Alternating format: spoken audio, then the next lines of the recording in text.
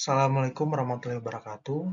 Perkenalkan, nama saya Muhammad Farhan Iswab dengan NPM terakhir 060. Di sini saya akan menjelaskan sedikit terkait penelitian saya dengan judul pengaruh Good Corporate Governance dan Corporate Sustainability Responsibility terhadap Corporate Sustainability Performance pada perusahaan tambang di Indonesia, periode 2021-2024. Sebelum masuk pada slide yang akan saya jelaskan, untuk tujuannya sendiri, mengapa saya mengambil penelitian dengan judul ini?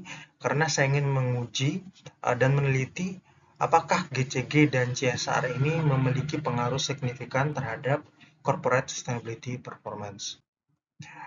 Masuk pada bab 1 pendahuluan. Untuk latar belakangnya sendiri, di sini saya mengambil beberapa contoh kasus, yaitu contoh tindak korupsi pada PT Timah dan korupsi untuk pencemaran lingkungan pada Raja Ampat. Bisa dilihat dari dua kasus ini sendiri sudah merugikan negara dengan angka yang cukup besar, di angka 600 triliun lebih. Tetapi bisa diingat oleh teman-teman, perusahaan tambang ini juga memiliki kontribusi pendapatan yang sangat besar bagi negara. Dengan kontribusi pendapatan bagi negara rata-rata 200 triliun lebih setiap tahunnya. Tetapi di sini juga tidak bisa disepelekan untuk kerugian bagi negaranya. Kemudian muncul pertanyaan dari teman-teman, apa hubungannya dengan penelitian saya? Di sini saya ingin menguji apakah GCG dan CSR tadi bisa meminimalisir tindak-tindak korupsi yang akan terjadi untuk kedepannya, meminimalisir tindak-tindak seperti ini terjadi lagi di kemudian hari. Kita masuk pada identifikasi masalah. Yang pertama, ada masih tingginya dampak lingkungan dari aktivitas pertambangan di Indonesia, seperti contoh pada slide sebelumnya. Kemudian yang kedua, belum optimalnya penerapan GCG pada perusahaan tambang. Seperti yang teman-teman tahu, jika sebuah perusahaan menerapkan GCG dengan baik, tentu tidak akan ada masalah seperti kasus-kasus sebelumnya.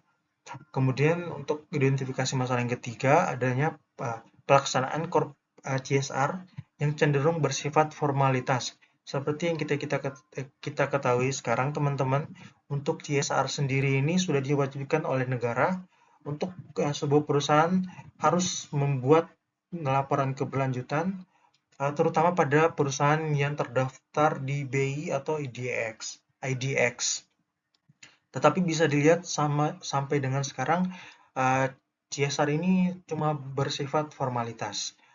Kemudian pertanyaan penelitian yang pertama, apakah GCG berpengaruh positif terhadap sustainability performance? Kemudian yang kedua, apakah CSR berpengaruh positif terhadap sustainability performance? Kemudian yang ketiga, apakah GCG dan CSR secara simultan berpengaruh positif terhadap sustainability performance? Kemudian ada tujuan penelitian. Untuk menguji pengaruh, yang pertama untuk menguji pengaruh GCG terhadap sustainability performance. Kemudian yang kedua untuk menguji pengaruh GCG terhadap CSR, terhadap sustainability performance. Kemudian yang ketiga untuk menguji simultan antara GCG dan CSR terhadap sustainability performance.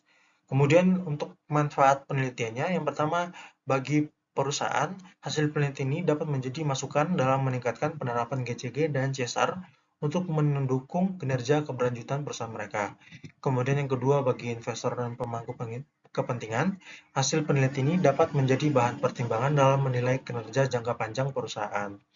Kemudian yang ketiga, bagi pemerintah dan regulator, dapat menjadi referensi dalam menentukan kebijakan untuk mendorong penerapan GCG dan CSR di sektor pertambangan di Indonesia.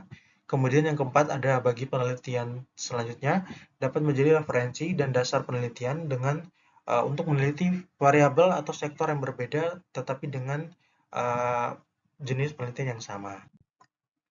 Kemudian kita masuk pada bab kedua, tinjauan. Baik, selanjutnya itu landasan teori.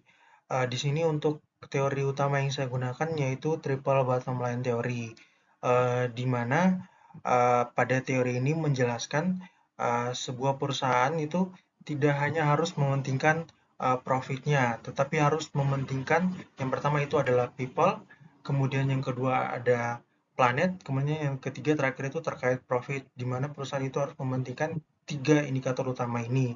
yaitu untuk masyarakat sekitarnya dan untuk lingkungan sekitarnya. Di sini sangat membantu saya dalam meneliti penelitian saya yang terkait sustainability performance tadi. Tetapi untuk landasan teori pendukung yang lain juga saya menggunakan seperti teori agensi dan signaling.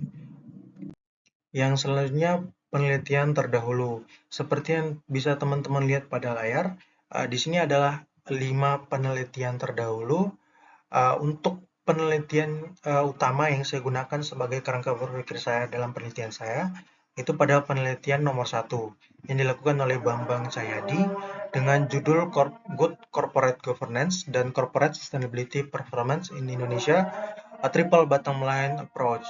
Untuk perbedaannya sendiri dari kelima penelitian terdahulu ini dengan penelitian saya, yaitu saya menggabungkan pada variabelnya, di mana pada kelima penelitian ini tidak ada yang menggunakan variabel GCG, CSR secara bersamaan dalam meneliti sustainability performance. Kemudian yang selanjutnya ada hipotesis penelitian. Seperti yang bisa teman-teman lihat, untuk kerangka berpikir saya sendiri itu ada untuk variabel independennya ada GCG dan CSR. Untuk GCG-nya sendiri di sini saya menggunakan proxy dengan proxy yang pertama komisaris independen, kemudian kepemilikan manajerial, kemudian yang terakhir ada dewan direksi. Kemudian untuk variabel dependennya sendiri ada CSP atau Corporate Sustainability Performance.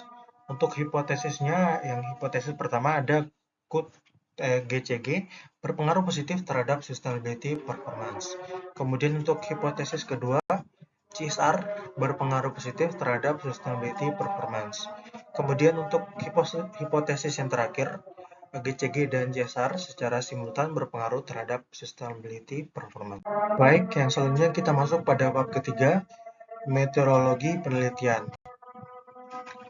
Baik, kita masuk pada meteorologi penelitian.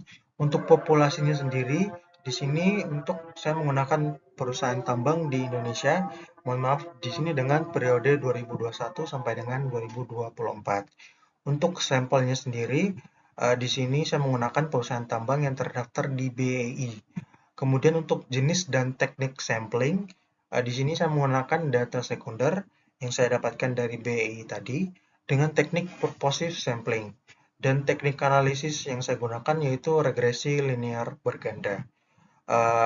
Untuk kriteria samplingnya, karena saya menggunakan purposive sampling, untuk kriterianya sendiri yang pertama ada perusahaan tambang yang terdaftar di IDX.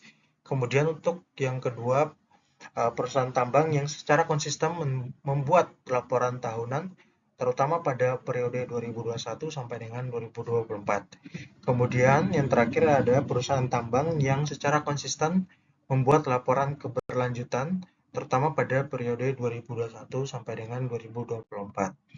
Untuk variabel operasionalnya sendiri, di sini saya menggunakan yang pertama ada rumus Dewan Komisaris Independen dengan rumus sebagai berikut.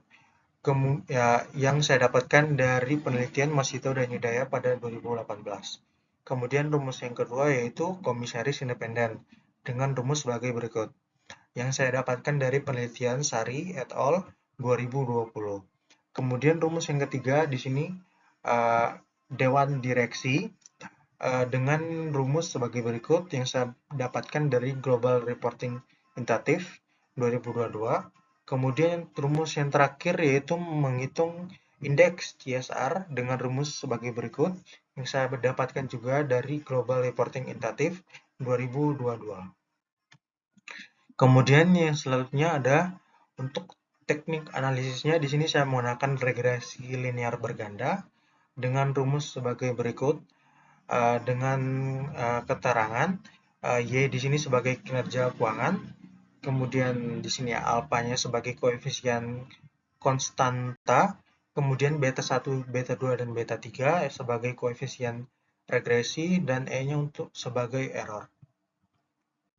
Mungkin itu saja yang dapat saya sampaikan. Jika ada kurang katanya saya mohon maaf. Wassalamualaikum warahmatullahi wabarakatuh.